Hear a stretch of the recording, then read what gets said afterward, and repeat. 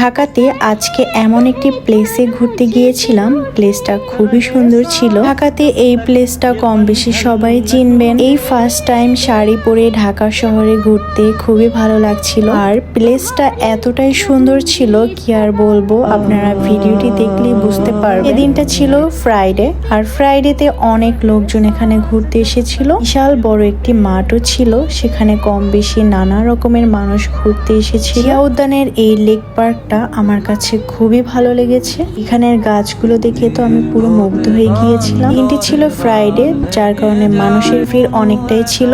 ভিডিওগুলোর clip অনেক কষ্টে নিয়েছিলাম, অনেক মানুষজন ছিল, তারপর নিয়েছিলাম।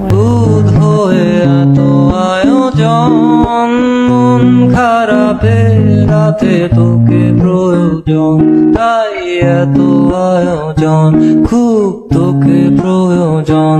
দিশেহারা তুই আর আমি মিলে দুই, আমার নীল আকাশ ছিঁড়ে উড়ে গেলি তুই।